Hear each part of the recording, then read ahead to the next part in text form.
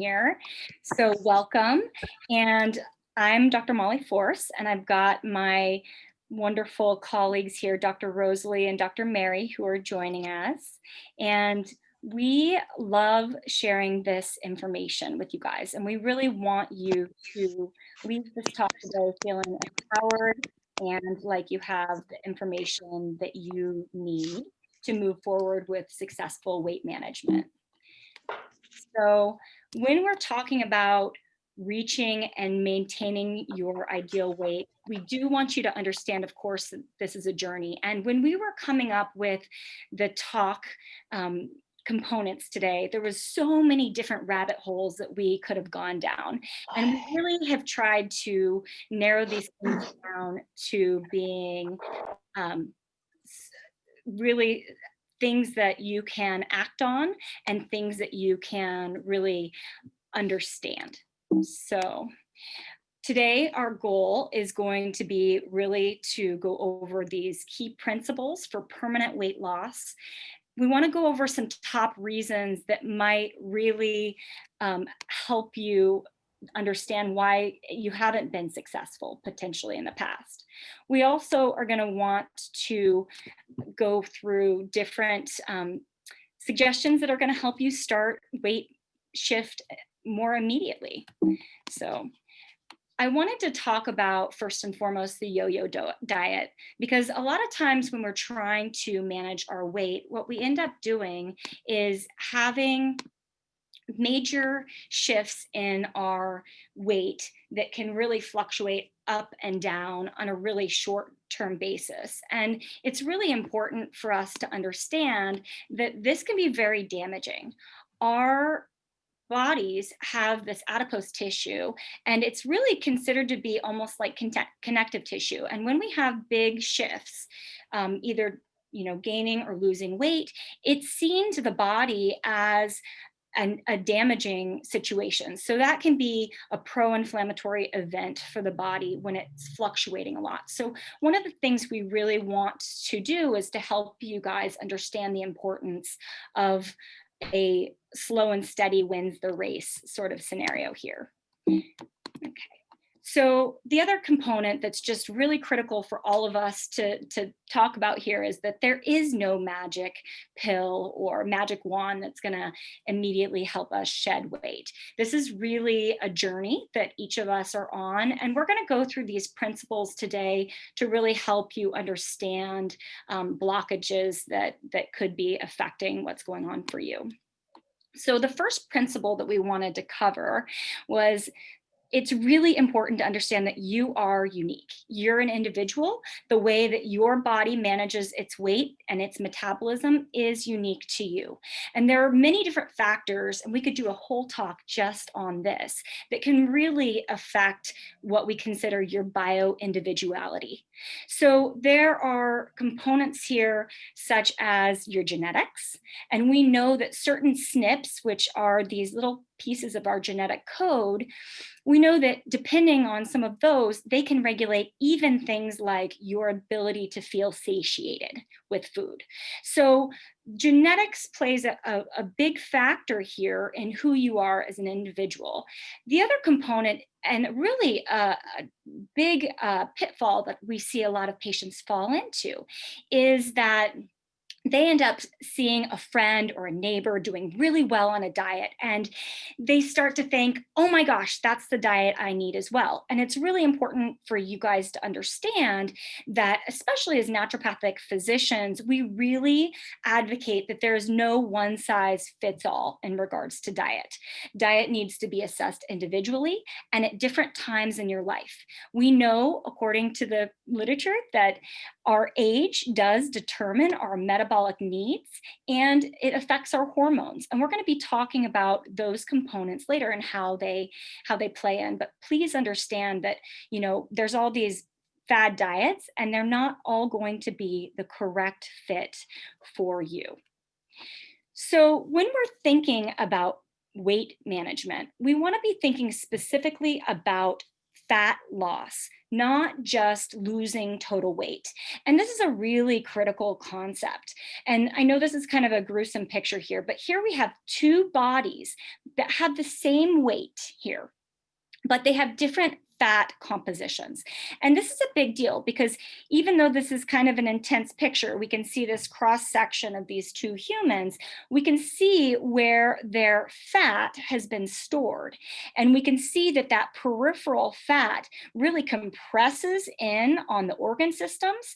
We can see that it also is going to be compressing in on our nervous system and our musculoskeletal system. So it ends up being a very big burden for our body when we are carrying that excess fat in particular. We also see this area around the organs that has the excess fat, and that compression can be problematic. And even up in the brain, we can see excess fat deposits. So when we're thinking about weight, we really want to think about mobilizing the fat if we have excess fat in particular, and not losing our critical muscle mass that we have. So principle 3 is that this simple math equation that many of us have been taught, which is calories in equals how much we're going to weigh. It's not that simple. Unfortunately, we have to be thinking about so much else in regards to our individual metabolisms. And so we're going to go through more of that today and ways that we can support those metabolic pathways. But please understand that just because we're burning a certain amount of calories or eating a certain amount of calories, that does not equate to what our body is going to do with those fuels. And so this leads us to really recommend to our patients that we don't necessarily want to be fixated on counting calories. In fact, that can be very detrimental for a lot of patients. This principle number 4 is, I think, just a really great illustration here from Dr. Jockers. What they're showing here is this understanding that all fuels are not created equal for the body. And when we think about the cells of the body, I like to liken them to cars that are hybrid cars, where we're not just burning one fuel source in the body, just like a hybrid car uses gas and electricity. The same thing is true for the cells of our body. So we've got this system for the cells that burns the glucose and then also ketones. And I know many of you probably have heard about and know about ketones and the importance of their regulation in the body, and maybe even have tried the ketone diet. So when we're looking at how these fuels are being burned in the body, the glucose gets used up very rapidly, and the ketones are more of a sustainable burning fuel for the body. And ultimately, we want a mix of both of these things. Long term for the body, we're not necessarily wanting you to be in ketosis unless there's a specific pathologic reason that as physicians we might be recommending that. For example, there's some studies saying that folks that have seizures can really benefit from having a ketone diet long term. But generally, we want this variability. So one of the things that we're going to be talking about today is the importance of the variability in your diet, not just in regards to the fuels that we're consuming and then how the body is burning those fuels, but also in regards to the timing. So this variation, this principle number 5, is just absolutely key. And time again in this presentation, we're going to be talking about regulation of blood sugars. And when we're talking about that, we're thinking about varying the types of foods in regards to carbohydrates that come in, but we're also talking about timing of food. Now, we are really designed as humans to go through periods of excess as well as periods of not having enough. And so, what that means for us in the current state of affairs is that we can just open up our refrigerator, self-serve whenever we want to, and that's really not what we were designed to be able to do.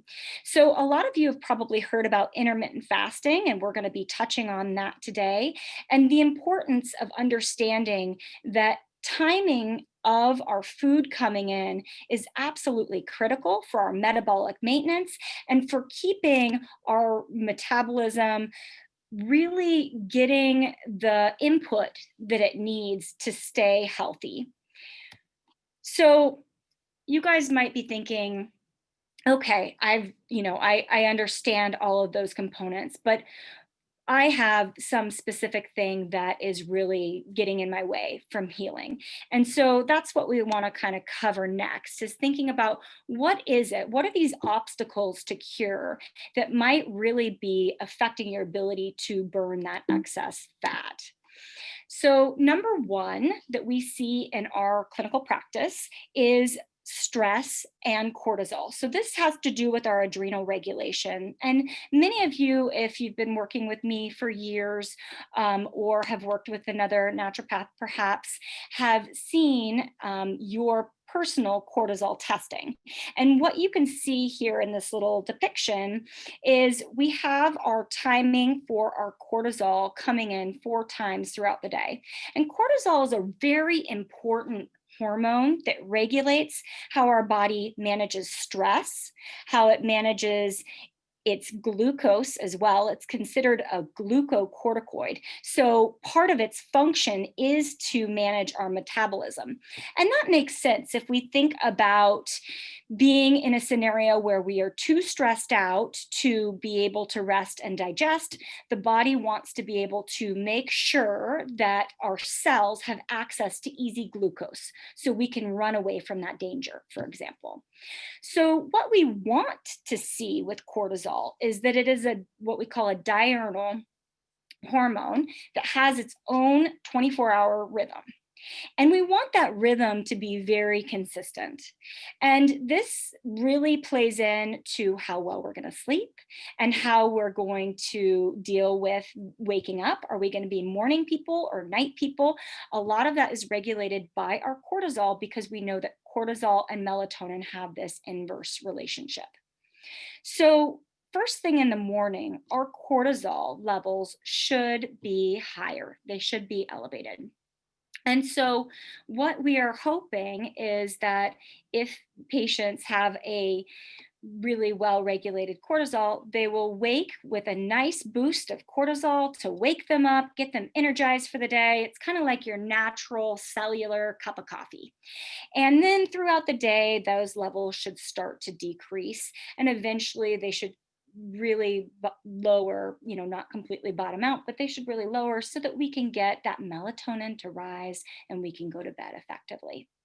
So, a lot of times when we're doing these salivary tests, which is the gold standard for cortisol, what we see is we see a complete dysregulation of this. So, we can see cortisol jumping high in the morning and maybe staying high or not rising up at all. So, the person isn't getting that wake up call.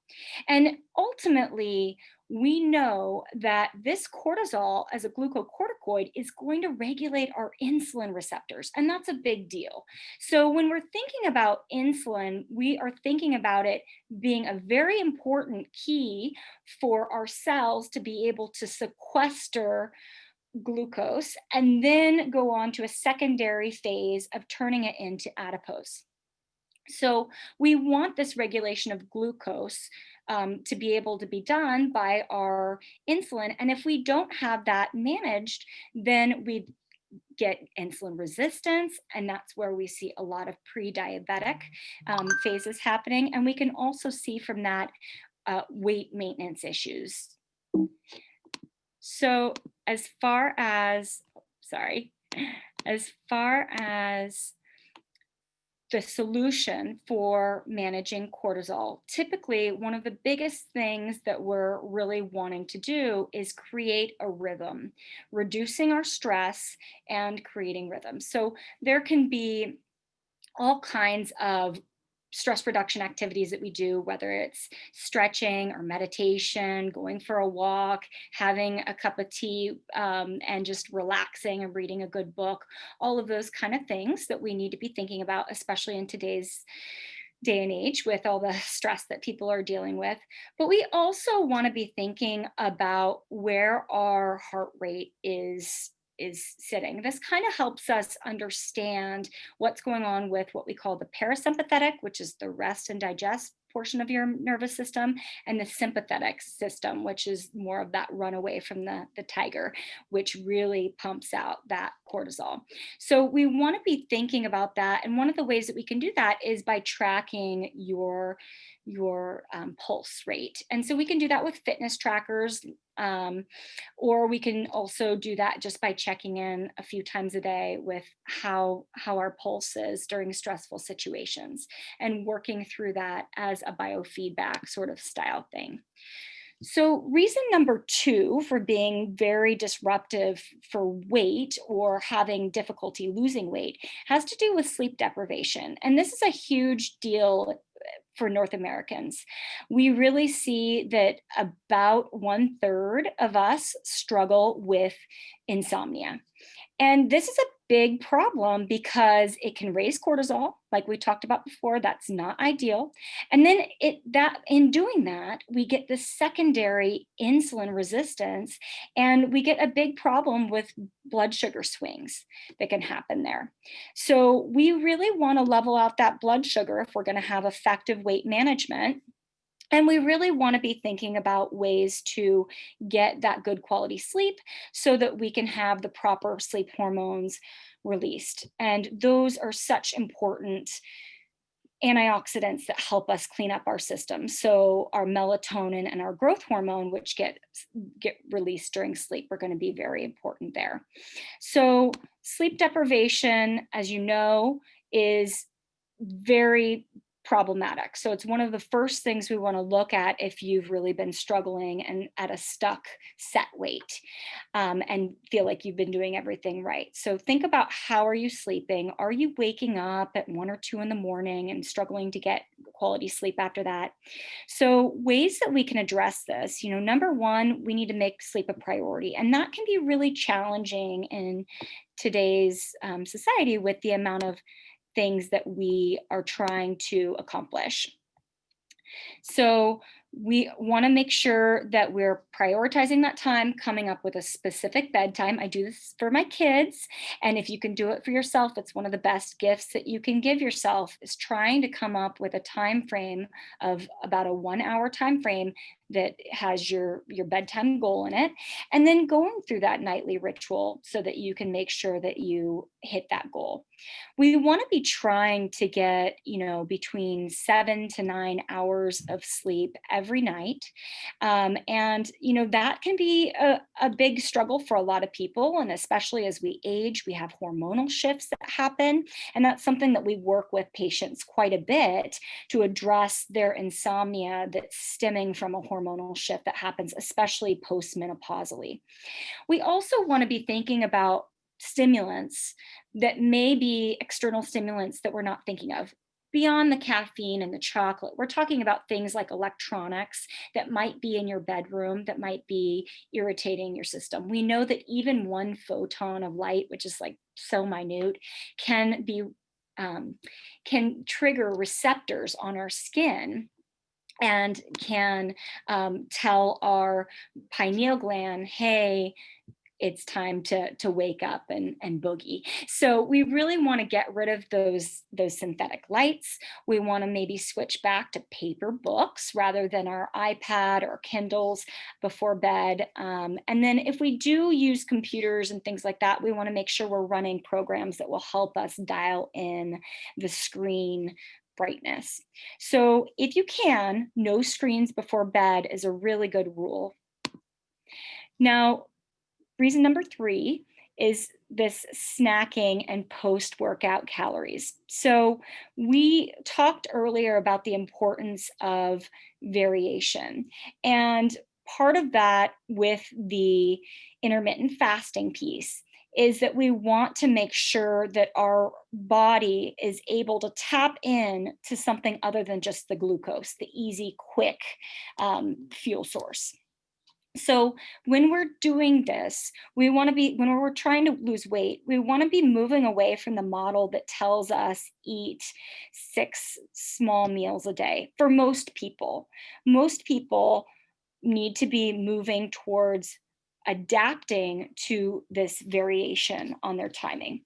So, one of the ways that we can do this is by making sure that we're starting to really expand out the hours of the day in which we are fasting and not eating. So we always start with our overnight fasting, right? So bedtime to wake, and then we gradually begin to increase those hours. And we're going to talk about some strategies for that here in a second too. But we want to begin to have this variability, and it can be hard for people, right, who have not adapted or who might become hypoglycemic to make that immediate shift. So it's something that we go slow with, but we do want to work towards that variability. And then the other piece is, a lot of times we've been told to eat right after our workout. Now, we don't want to fully starve ourselves out after workout. We know that if you're not eating for 2 hours after a workout, then that can be problematic for our muscle and our density of our muscle. But we know, because especially because that muscle increases our metabolic rate. They say like something like 63% of our daily calorie expenditure goes towards maintaining our muscle. So one of the ways that we can be increasing the leanness and reducing that fat burden is by really building that muscle. And so we do want to not completely fast after we work out, but we want to give ourselves a little break. And you guys can see probably why not eating directly after a workout is important, because then it allows the body to tap into those fuels that are stored into those fat cells to burn it and mobilize those. So snacking and, post calorie work, post workout calories, the solution for that is to try to work into some form of intermittent fasting, or at least a few days a week, trying to introduce that variability. We oftentimes, you'll go online and there's all kinds of hype around intermittent fasting, and it really is an individual thing that we go slowly for. There's also a lot of talk about skipping breakfast. It's an interesting thing, because breakfast is touted by one group as being, the most important meal of the day, and then by another group as, oh no, you shouldn't have that, you should do intermittent fasting. Once again, this comes down to one diet doesn't fit all.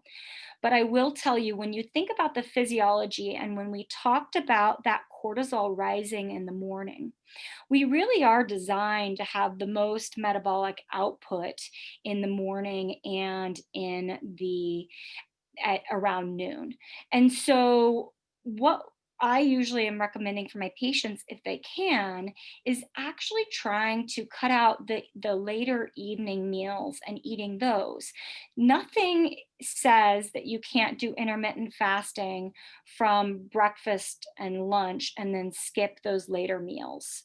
Um, so you don't always have to skip that breakfast and then start eating at noon. So there's different ways of thinking about it. And when we think about supporting our cortisol and supporting our rhythm, a lot of times for my patients, I'm really recommending that they get rid of that late evening meal, try to start slowly moving their dinner time meal up to, 5, 4, maybe even 3 p.m., to make sure that they've gone through that rest and digest cycle that they need.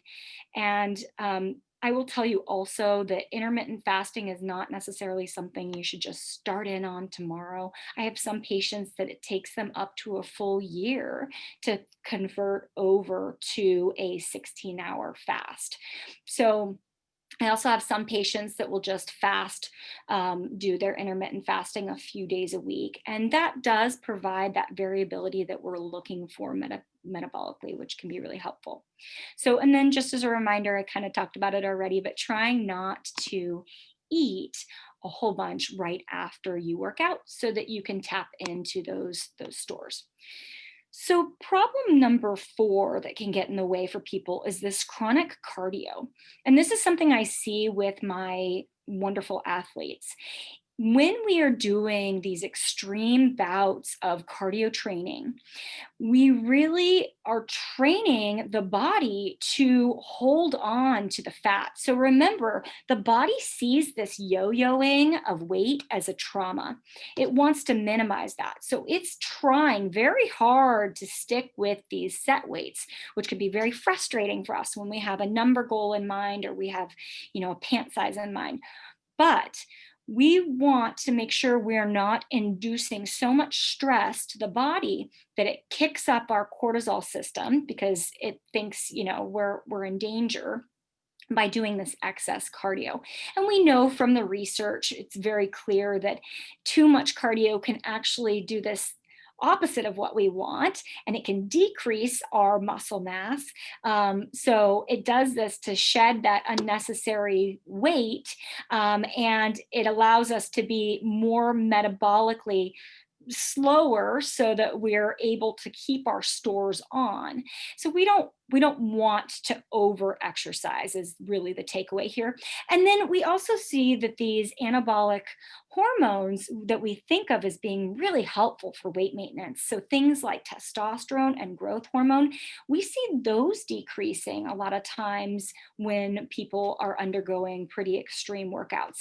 And that's problematic for many reasons in regards to our hormone balance. But one of the biggest is those hormones are known to really support our lean muscle mass.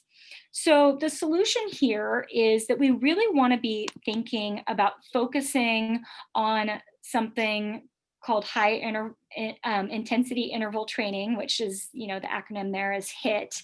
And this is where we're doing these bursts and then giving our body a break. So once again, it goes into our theme here of variation. And when we get to diet, guess what? There's also going to be a theme of variation. So we want to have this variability in what our body is perceiving as movement and exercise and caloric expenditure.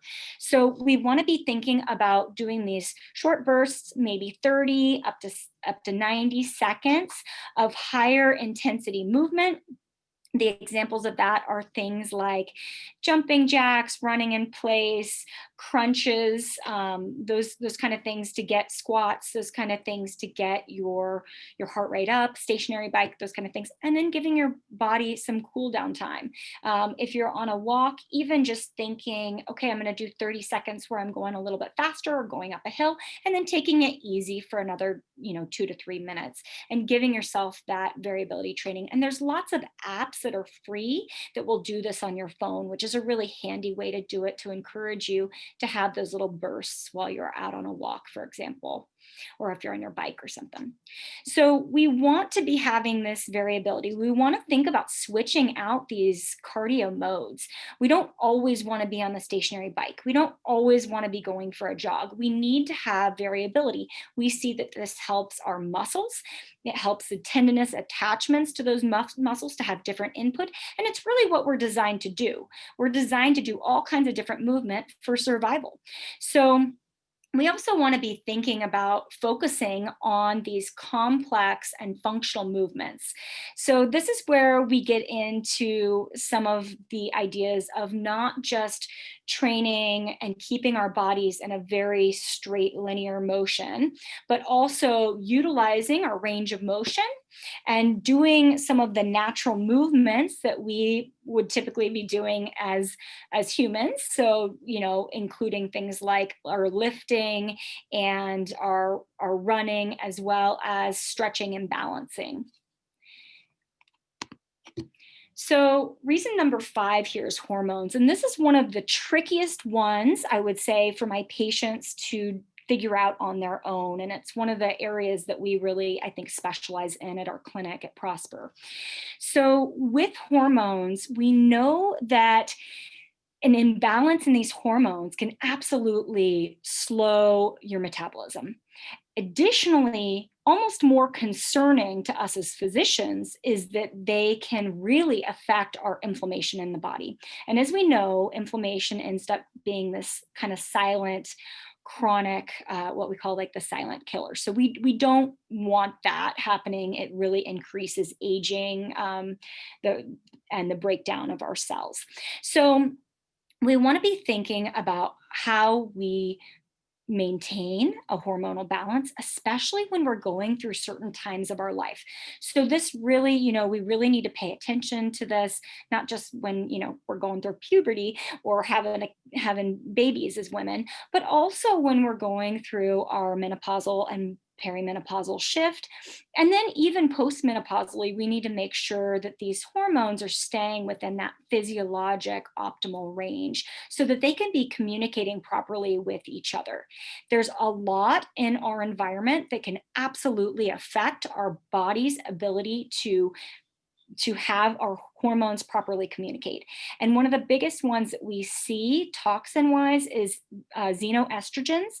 These are synthetic chemicals that look a lot like estrogens to the body, and they dock up like a key as in the cellular receptors and trick the body that an estrogen has been produced. And it blocks our natural estrogen's ability to do its job. And it puts us a lot of times into what we would consider an estrogen dominance.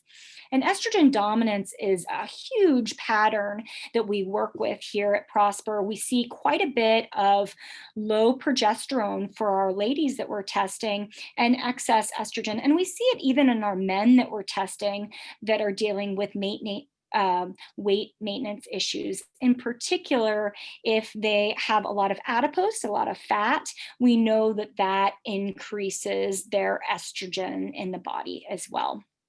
So one of the things that we can do is, of course, try to avoid these xenoestrogens. So I usually am recommending that my patients are trying to avoid plastics because we know that plastics have quite a bit of these xenoestrogens.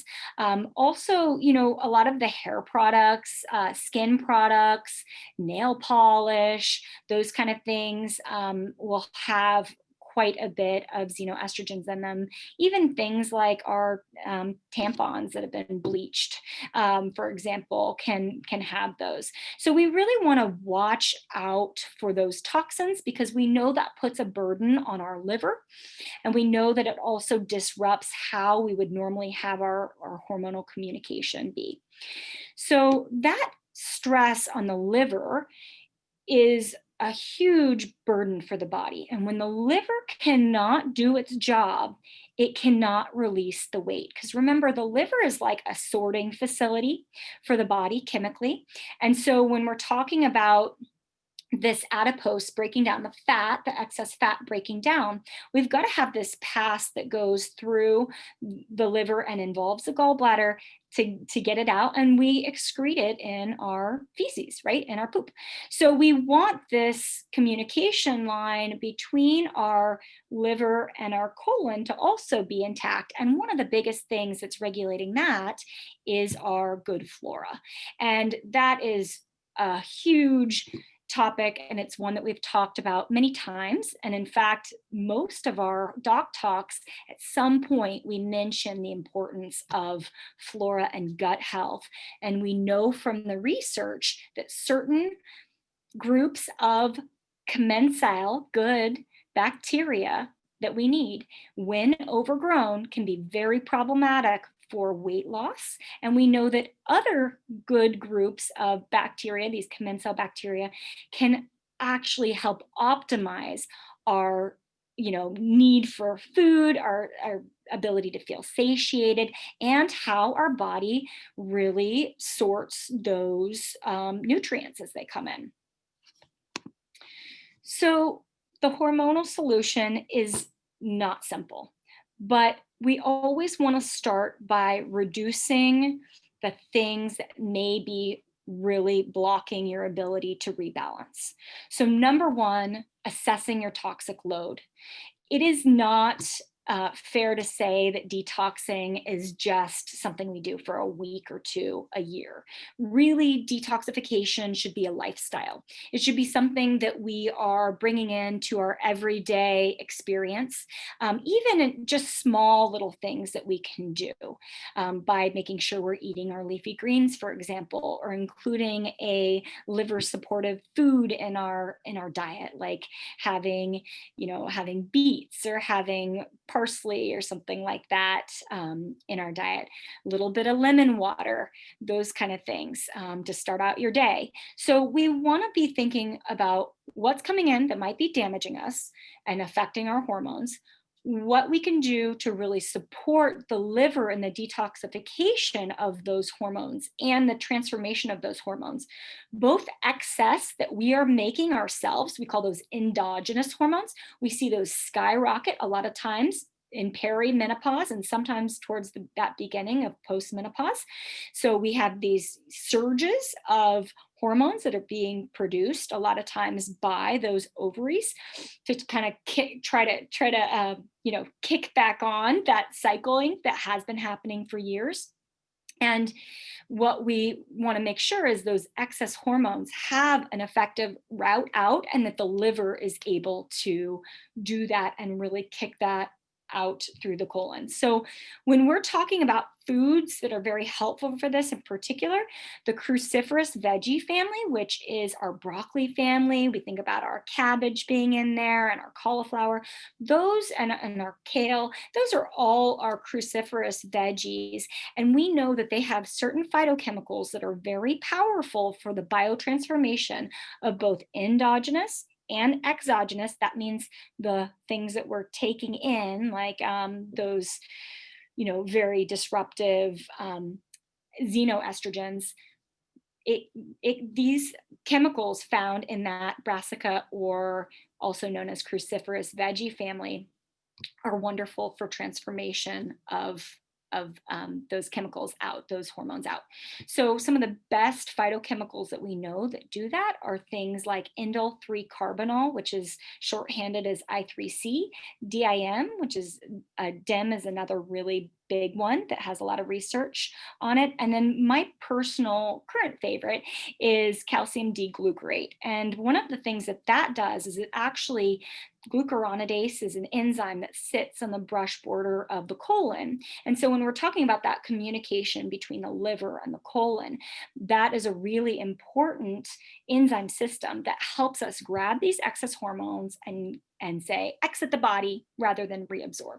And so we know that when people take, according to the literature, when people take a supportive agent or are eating these foods that they're naturally found in, like that calcium D-glucarate, it can really help with that biotransformation of these excess hormones out of there. So that's a really a great tool. And then making sure that we're drinking enough water, of course. And this is a really important one for getting, any toxin out. We need to make sure that our liver and our kidneys are able to do that flushing piece, and making sure that it's clean water. That's a priority here for us. And then, of course, using herbs if we feel comfortable with that to help with the body detoxifying. And there are adaptogenic herbs that can help with our cortisol, because remember, cortisol is one of our hormones, and they can help regulate excess or too little cortisol and help us with that balance as well. So as far as food sensitivities go, they're pitfall number 6 for us. So these can be really tricky to identify for patients and for people in general, because they might not know that the foods that they are eating them are actually causing inflammation on the daily basis. So this can be a problem, not just because they can directly cause an immune reaction that causes inflammation and really a stimulation of their immune system tissues, especially that GALT, which is that gut associated lymphatic tissue. About 70% of your immune immune system lives in your gut. So it's kind of a big deal down there. But it can also, if we're having these food sensitivities, it can affect your good flora. And as we've already said, that good flora, which is something that we're testing quite a bit in our patients, can really do a number on your ability to have proper metabolism and to regulate your blood sugar. And they've done all kinds of really cool testing. So my background's in cell and molecular biology, so I really like this kind of literature. But they've done all kinds of cool testing on animal studies where they have given the animals different foods and then shifted their flora and then induced things very rapidly, like diabetes, just by shifting their food content as far as the fibers in the food, which is really interesting, or the specific carbohydrates in the food, not just like giving them a whole bunch of sugar, but affecting their flora. And then they've also done these studies where they've just given them the direct probiotics and noticed that shift. So we do want to be thinking about the gut. Now, in regards to food sensitivities and intolerances, it's really important to identify those foods that might be irritating you. And there are many different ways to do this. The gold standard is still to avoid those foods. Like we just want to is to avoid those foods that you might think are the problem. And then we want to reintroduce foods one at a time and see what might be affecting you. That does get a little bit sloppy, I'll tell you sometimes, because maybe you have a mild irritation from a certain food and then you add in another one that has a mild irritation. And it kind of just is like filling up a cup until it overflows with this inflammatory event. So one of the simpler ways that we use quite a bit here at Prosper is we're doing food sensitivity testing, which is looking directly at antibodies, IgG and IgA. Not every food sensitivity test is created equally. We do want to be really using a good quality ELISA test, and there are some nuances to that, which we always like to discuss with our patients. But that being said, having on paper a starting place can make a huge difference to say, oh my gosh, like I did not know that eggs were such a problem for me and was causing this inflammation. There was a really interesting physician that I worked with in medical school that he would utilize the scale quite a bit for determining food sensitivities. And what he would do when people were on that challenge phase of reintroducing foods they'd already been away from for about 3 weeks is he would have them weigh themselves every day while they were doing that reintroduction. And if they gained 2 to 3 pounds without changing anything major dietarily except adding one food back in, to him, that would be a red flag that it was a food sensitivity, because we do see quite a bit of inflammation and a lot of time fluid retention from those foods that cause those IgG and IgA reactions. So the top 4 here, and there's, like I said, we've done entire talks just on food sensitivities. It's a big topic, but the top 4 are your dairy and gluten and soy, non-fermented soy, and corn. And, I would say probably number 5 on the list is eggs, and then there's citrus closely following. So these food sensitivities can be very problematic for people, once again, and totally hidden. And we want to be thinking about how they're affecting our overall metabolism as well as our probiotics. So our probiotics, once again, another huge rabbit hole topic that we could go on to. And we do have talks on that if you guys want to look on our website that have been recorded. But essentially, one of the things we want to be thinking about, if you suspect you have food sensitivities, it may be worth doing a stool panel and seeing with a PCR analysis who is there, what microbes have shown up to the party. We're not necessarily always just expecting pathogenic bacteria. We're really wanting to look at, do we have commensal bacteria in improper quantities? And what are they going to do to your system if there is too much of one or multiple types and they're dominating and keeping the other ones suppressed? So we really want a large gut variety. So we're thinking about having these good fermented foods or taking probiotics. And that's why probiotics are such a critical piece for us when we are working on weight management for people. So pitfall number 7, reason number 7 is really micronutrient deficiencies. And of course, in our standard American diet, this can be really a hazard. So when we're thinking about getting enough micronutrients, and we know from the research that chromium and biotin, thiamine, and several of our other antioxidants are going to affect insulin regulation. It's one of the reasons why, for example, chromium is so often given in our pre-diabetic patients.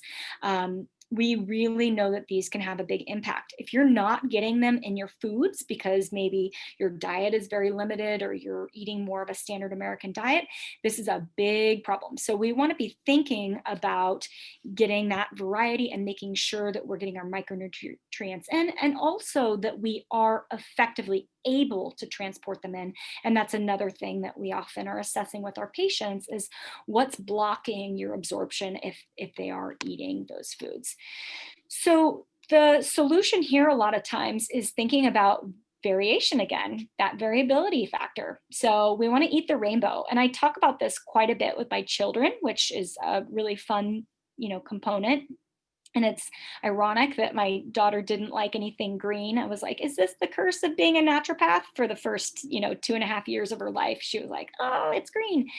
But we really want to be thinking about eating this variety. And each of these colors is a phytochemical gift. So it's going to be power packed with different antioxidants depending on the color of the food. So we want to be looking at our plate and saying, wow, that is just a beautiful rainbow. What a complement of colors. We don't want to be looking at it and saying, oh, this is like gray and, not colorful at all, just like all white, like all just like white rice and white chicken. Like that does not do it for us. So we really want to be thinking about getting that variation. And if for some reason we can't, or if we feel like we need extra because maybe we're not absorbing properly, that's where a good multivitamin comes in. Multivitamins are not necessarily a foundation for us. As in our practice at Prosper, it really does depend, but there is a wonderful time and place for them in regards to supporting the micronutrients.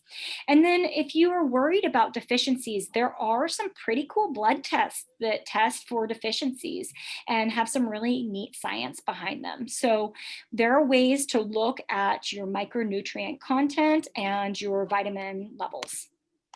So reason number 8, and I'm sure many of you know about this if you're thinking about thyroid concerns at all, but is the thyroid. And remember that thyroid is going to be another gland that is regulating your hormones in regards to your thyroid, which really is like a driver for our metabolism. So the thyroid helps determine the speed of the metabolic burn, and that's a huge important piece here. It has this very important communication with our brain. And so our brain and our thyroid are connected as far as this communication axis, and we have an axis that communicates with the gut as well. So we have these connection points, and then with our adrenals. So we have multiple connection points from these hormones, and we know that the thyroid hormones circulate all over the body, and they have cellular receptors on almost every single cell in the body. So that's a big deal in regards to your cells knowing, do we have a fast metabolism or do we have a slow metabolism? And so we want to be thinking about what's going on for our thyroid, and we want to recognize that certain nutrients are going to really affect how the thyroid works. And so that's where we're thinking about things like iodine and selenium and making sure sure we're not getting excessive training or really having too much carbohydrate deprivation, those kind of things, because that can be damaging to our thyroid's balance. So we want to be thinking about, if we're concerned about our thyroid, we want to be thinking about getting a comprehensive blood panel. And it's something that may need to be done on a yearly basis if you're going through that perimenopause period or a shift with your other hormones, or if you have family history, just to make sure that it's not missed, because it can be so challenging to shed weight once we already get into the hypothyroid state. So we want to be thinking about eating foods that are nutrient dense in their iodine and our selenium. The iodine, the caveat there is if you know you have Hashimoto's thyroiditis, which is a type of autoimmunity, then generally we try to have less iodine, at least not supplemented, but it's great in the form of seaweed. And then remembering things like those wonderful shellfish and oysters and Brazil nuts for our selenium, coconut oil for that conversion of the thyroid. And then we want to think about, should we be looking at testing our metabolic rate by looking at the thyroid if you have that concern. So we have now gone through some of the challenges and some of the basics for understanding weight management, and we really want to impart to you guys today something that you can do now, some action plans. So number one, when we're thinking about these kind of life hacks or health hacks, we're really wanting to think about, are we stabilizing our blood sugar, and what is our insulin sensitivity? So you may need to get that tested with your physician. It's something that we do here quite a bit, looking at what your fasting glucose is and your hemoglobin A1C is, and then looking at what your insulin number is as well, to give us an idea of, are you in full blown insulin resistance, and that really halts weight loss. So the other way is to be tracking at home. These are not expensive tests. Something that you could be doing at home would be these little finger pricks and testing your blood sugar. And we want to think about, of course, decreasing our sugar intake. We're going to be talking about that when we talk about the diet piece. Eating good fats. Fats are not bad. They help us with blood sugar stabilization. And then really eating a moderate amount of protein. Hack number two, we want to be thinking about, light and easy exercise, especially if it's in a fasted state. So exercising before our breakfast could be a potential strategy for helping to burn those calories. And then if we know from the research that a little bit of caffeine actually will stimulate that. I'm not a huge fan of that for my patients that have hypertension. We have to be really careful about that. But the research is clear that if you have a cup of green tea and then exercise, you do get more burning of the adipose tissue. Hack number three here is taking a quick walk, a short walk, 10 to 30 minutes after a meal. And there have been studies that show that just by doing that walk after our meal helps with really mobilizing those fat stores. And that's what we want to be thinking of. So if you have a pup that would want to come out with you, or a partner, or even meeting a friend on the phone these days while we're kind of socially isolated, getting out and walking, it helps with our gut motility and it helps tap into those fat stores.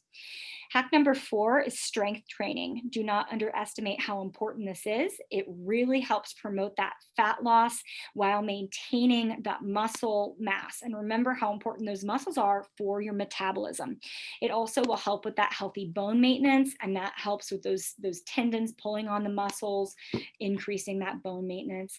And then we know that that can help with insulin sensitivity quite a bit as well. And of course, that all will help reduce your risk of metabolic syndrome. So just as a visual for what metabolic syndrome is, it's really these 5 components all together. So when somebody comes in and is working with us and we look at their lipid numbers, their cholesterol numbers, and oh gosh, they have high triglycerides, they've got a low HDL cholesterol, and they've got adipose around their belly, and then they're showing signs of insulin resistance from labs or from what they're telling us, and then they also have hypertension, then these folks are being diagnosed with metabolic syndrome.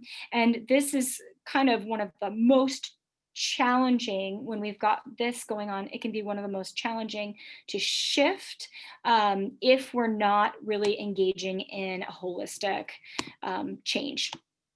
So we want to be also leveraging our time that we're not exercising. So we're pretty sedentary a lot of times when we are focused in on our computer work or, on a conference call or something like that. But I'm going to encourage you guys to do this thing that we're calling NEAT, which is the non-exercise activity thermogenesis, which basically means really starting to burn calories by moving our body in times that we wouldn't necessarily be doing that. So one of the biggest changes for me has been getting a standing to sitting desk and having that variability in how I'm seated throughout the day.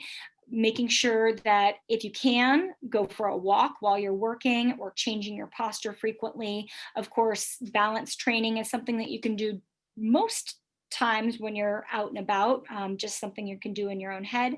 Fidgeting is good for this. And then, the classic is parking further and then walking in or taking the stairs when you can. Also, sitting on an exercise ball, it's something that I do when I'm in with patients. It can make a big difference because then you're activating your core muscles and it just helps you with that metabolic burn.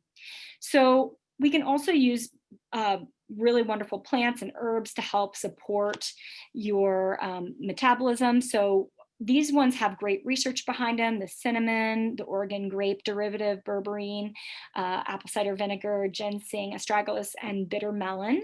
And these are really helpful. They are not the end all be all, but they do help manage our blood sugar, or they can help manage our cortisol. So they are addressing certain areas. So including these things in our diet or into our treatment plans can be very helpful. Also, this idea of cold plunges. So this cold thermogenesis has some really kick butt studies that have come out on that. So we know that we have different types of fat content in the body. We have this white adipose tissue and this brown adipose tissue. And we really want to get into that to start burning the fat by doing things like the cold showers or cold plunges. We can really start that activation of mobilizing those different types of fat. And so one easy way to do this is to be doing our cool showers at the end of our warm showers. So we'll just slowly start to work on that. I don't expect you guys to go jump out into the Puget Sound for 20 minutes. It's not appropriate first thing, but we work our way up to this and just know that all of that cold exposure really helps us burn into those different layers of fat. So remember that your weight loss piece is really a journey, and this does of course take time, and we're going to need to consider all of these pieces in order to really come up with that balance that you're looking for. So we also wanted to introduce to you guys a really cool tool just to help you to find that balance. We are just starting to launch this program through Prosper, which basically is specifically a weight loss program which will provide you with food information, or diet information. It provides you with some exercise information, meditation, and then it's on an app, a tracking app that will help you kind of track what's going on for you while you're doing it. So this weight reset program provides you with this accountability piece because you're able to enter these things in as far as how it's going. It's through this little phone app once again. And then if you wanted to add on supplements to it to kind of take it to the next level, you're welcome to. We have some that we recommend, but they're not required. You also in this process get our ebook, which is the Guide to Healthy Eating ebook. So there's 2 tiers of this. If you guys were to decide to do it, it's just supposed to be a helpful tool for you. So the way there's a DIY way, if you feel like you're ready to go and you've kind of got this down pat. It's a $37 piece, and what that allows you to do is download that app. You'll get an email from me. You'll pick a sign up date, and it's really important that you know what your date is going to be, because once you pick that sign up date for getting started, we can't change it. So once you put that in, make sure that that's the date you want. And then, so that would allow you to take you through that that weight loss program on your own and kind of self-directed. The other option for $87 allows you to chat back and forth with us physicians, and allows you access to us as experts if you have challenges, and we'll be reaching out to you as well, just making sure if for some reason there's a day you don't track your food or don't track your weight, it can be nice to say like, hey, what's going on? We see you didn't get your water intake goal.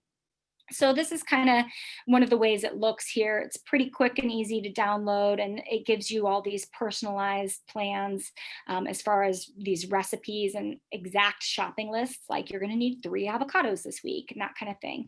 And you can make alternations to these food lists if you want to, just so you guys know. You wouldn't have to stick with it exactly. If you're already into intermittent fasting, you could implement that into these food recommendations. And then it gives you this ability to track it. And then it has all kinds of informational content and videos on there. So we think it's pretty cool. So the program itself is designed around eating non-starchy veggies and a low sugar diet. So that's pretty obvious from what we've talked about. We want variability, but we don't want anything that's going to really spike our blood sugar up and keep it up there. So we want to step away from the sugars, and we want to really have these more sustainable fibers that will help fuel us. So when we're choosing our fruits, we're choosing really low glycemic fruits, and we have some very specific ones listed here within the program, but berries are one of those, and so is citrus if you can tolerate it. And then our root veggies are also on there, because those are going to help as prebiotics with our gut flora. We have, we really are encouraging meat and organic poultry if you eat it. But if you are vegan, there are ways to modify, of course, this, and we want to be inclusive of our vegan companions here. So otherwise, we will be using the good, clean sources of meat and things like the non-farmed fish during this. Eggs are also part of this diet. If you don't tolerate them, of course, you can skip them, but we do find them to be important fat and protein sources. And then they've got that extra choline in there, which is really wonderful. Healthy fats, we're not shying away from these. We are not fat phobic. Good fats are important for us for blood sugar stabilization. And then the healthy non-inflammatory oils, which you will find are more the fruit oils like olive oil and coconut oil and avocado oil. Vinegars are also in there. We know that those can be very helpful for our digestion. And then we do include gluten-free grains in there too. So if for some reason you don't tolerate grains, you could avoid those, but we do allow for gluten-free grains during the reset program. And then as far as dairy substitutes, we recommend, either almond milk, cashew milk, macadamia nut milk if you tolerate those, or an organic soy milk may be an option as well, but we don't want to have our normal dairy during this time. And then sweeteners, small amounts of honey is going to be okay, but we don't want a whole bunch of synthetic sweeteners. And you'll see in there that even stevia, which I really like stevia, doesn't increase our blood sugar at all, but it does affect our sweet receptors, and it can make us increase our cravings. So it's not included as part of this kind of reset. And then as far as the herbs and spices, you can see what a beautiful array of colors there. Don't underestimate the power of the antioxidants in these as far as flavoring your food and getting those, eating the rainbow. So organic, some fermented soy is also allowed. So instead of thinking about things like the soy milk and tofu, we're thinking more along the lines of tempeh and miso, which are going to help with the prebiotics and the probiotics that we really love. And of course, we're going to be avoiding the things like those refined sugars and alcohol, which is just seen by the liver as sugar. And then any of those prefab sweeteners are out during this time. A lot of the condiments are going to have sweeteners in them, so they're out. The gluten-containing grains, it can be pro-inflammatory. Some of the really starchy veggies like potatoes, and then our high sugar fruit is going to be out as well. So this is kind of what it looks like as far as when you get started. There'll be a little welcome message for us, like, yay, good job. And you'll have your goals that you can set, and it'll allow you to track your body composition and the nutrition. And it goes through really specifically like your plan for what to eat, what your daily guides are going to be, and the recipe shopping lists, and then the supplements. Once again, the supplements are just an optional thing. You do not have to feel like you need to get them. They're just an optional component. We're going to talk about what those are, but if you do get those, you can buy them straight through the app, and then they'll be delivered straight to your door. So it's a direct shipping direct from manufacturer.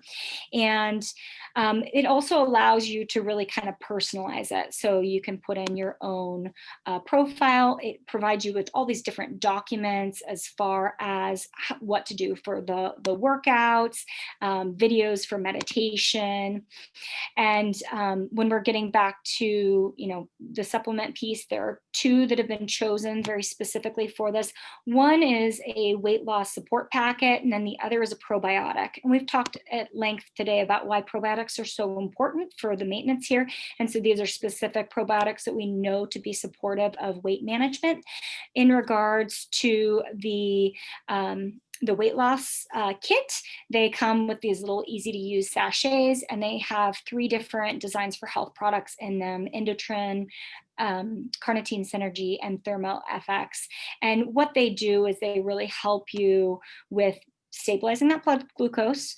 We've got several herbs in there that do that, managing some inflammatory pieces. They have several antioxidants that are known to be supportive, especially for people who are in insulin resistance. And then they have things that are considered to be thermogenic that help us with burning into the fat tissues. So once again, this kind of has a multi-prong approach to it, and it's totally brand new to us at Prosper. So we're really excited to be able to help you guys out in this way, and we're really looking forward to your feedback about it, and watching you guys reach your health goals in using such a simple program like this. So when we're thinking about this, if you guys are wanting to start signing up, you just go to our website and go into programs, and you'll see it there.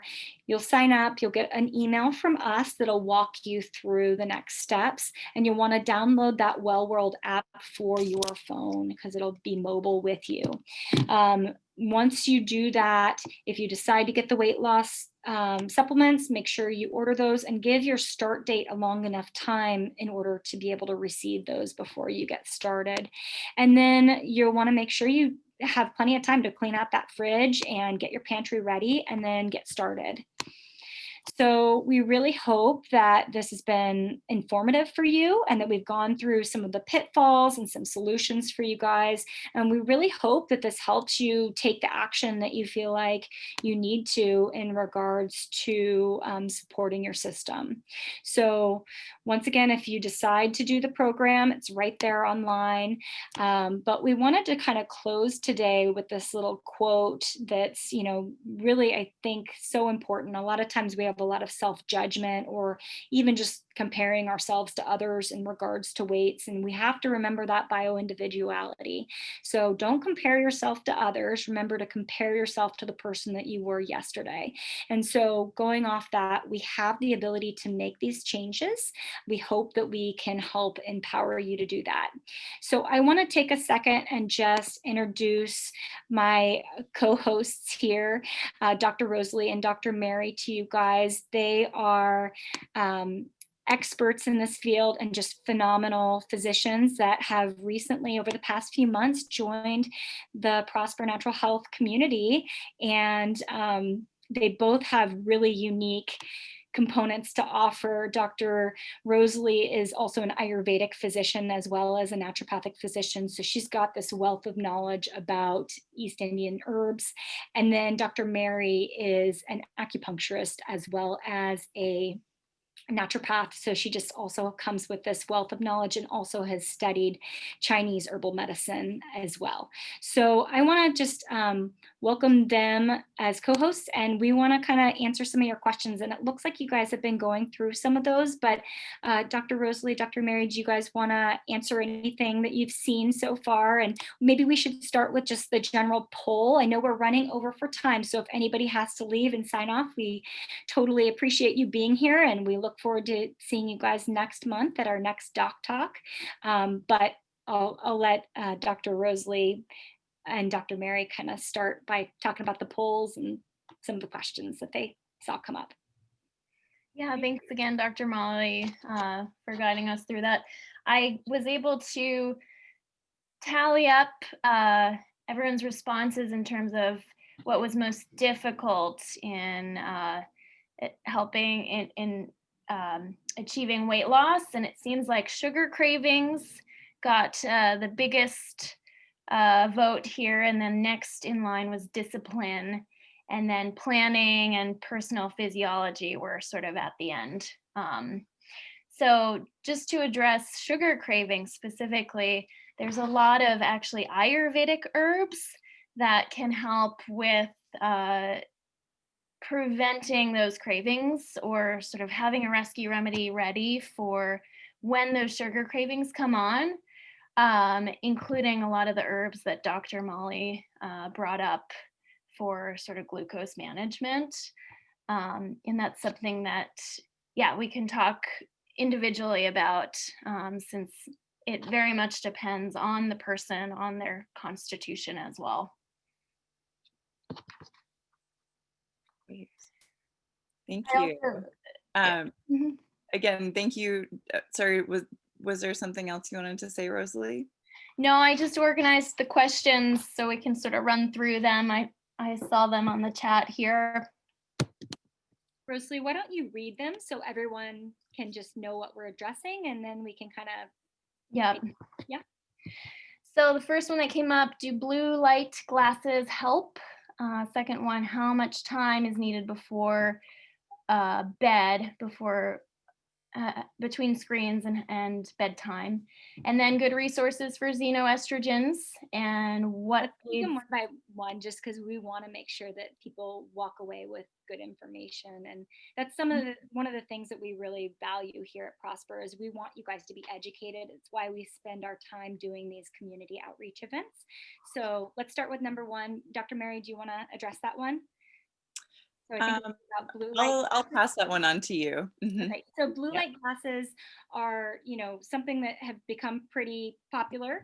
And what they do is basically screen out those blue lights that can really be triggering our brain, our pineal gland, to say, hey, it's time to really be awake and alert. And that's a problem because a lot of times we're watching movies and things like that in the evening, and this blue light is coming on and hitting those receptors and telling us to be awake. That raises our cortisol levels, decreases our melatonin, and so it can really affect our diurnal cycle and our ability to get the sleep that we need. And then, of course, that plays into weight. So yes, blue light glasses do work. They're a good option if you cannot stay away from the light itself. I also sometimes, if just to be kind of cheaper, I'll have patients wear like amber sunglasses, like the good old amber sunglasses, and I'll have them pop those on 30 minutes before bedtime and just make sure that they're staying away from those stimulating lights. Next question. How much time between shutting off screens and bedtime? So I wrote in the answer in the message board here, about an hour before bedtime is ideal, and even more than that can help if you're really struggling with sleep, like 2 to 3 hours. But just given that we use screens so often. I think having a rule of ending screen time an hour before your scheduled bedtime is a good rule of thumb to start winding down your nervous system and getting ready for being in your sleep and rest and digest mode.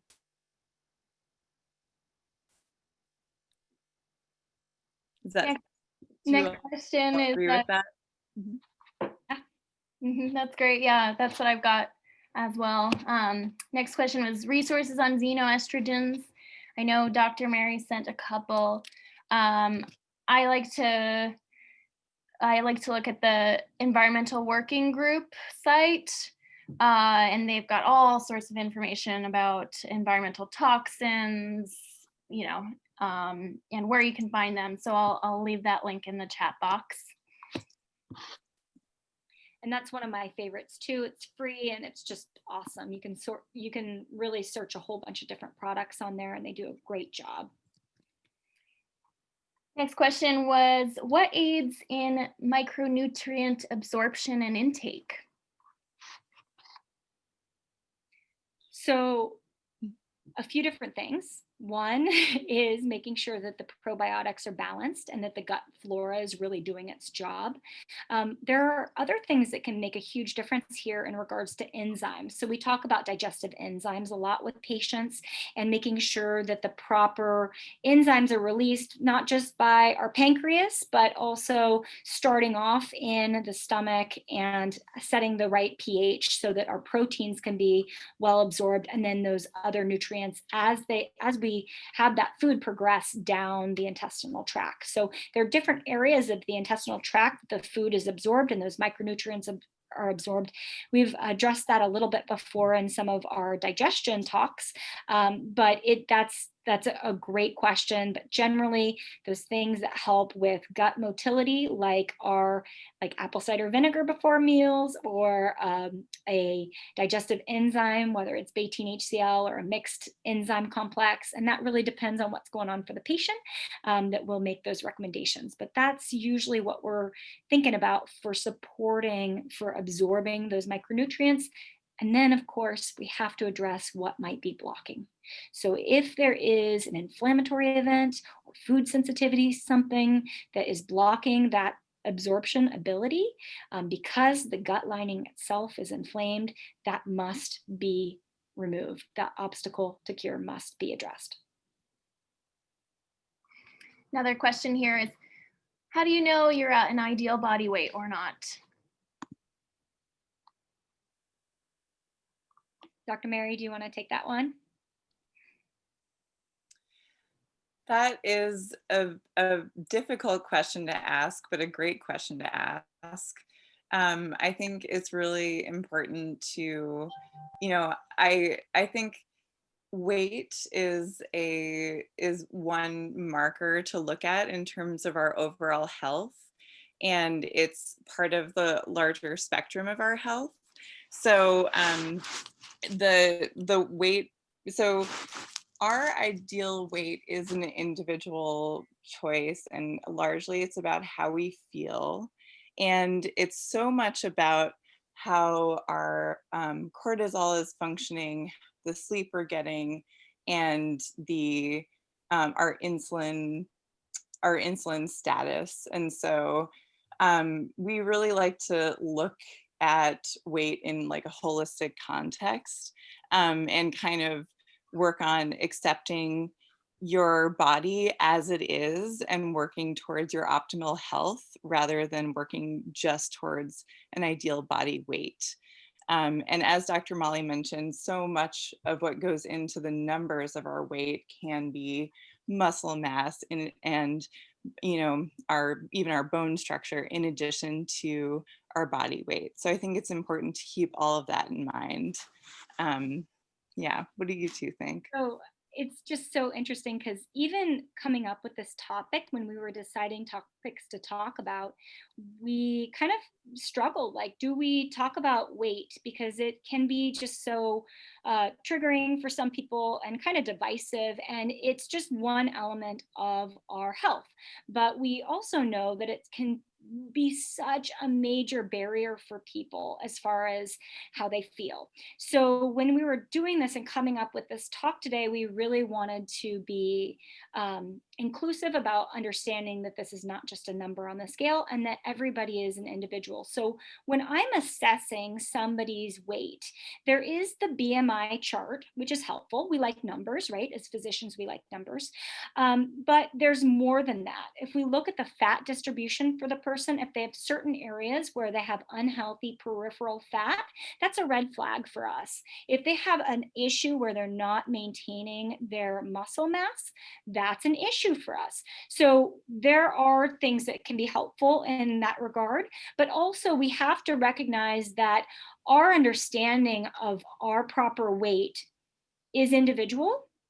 And there's a very big spectrum there, and there can be disorders within that. So we don't want to pretend like that doesn't exist as well. So we don't want to be, obsessing or having issues around this. We want to accept that, you may be a different size than your neighbor or even sister or brother.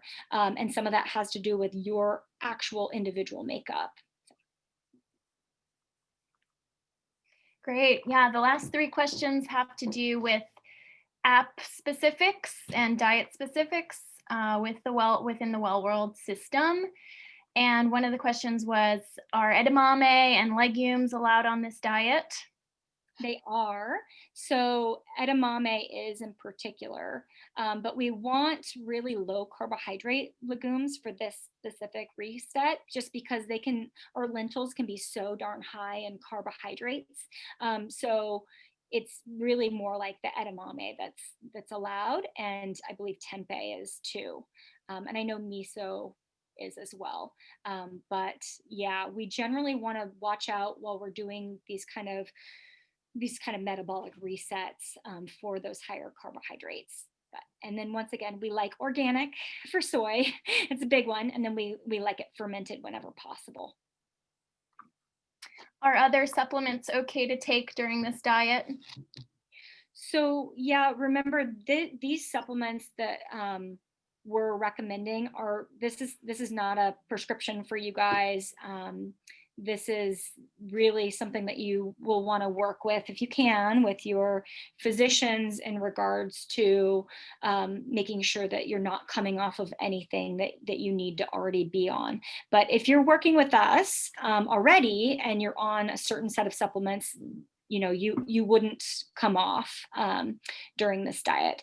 And generally there shouldn't be much that you're on that would be opposing the weight loss, supplement wise, at least from us.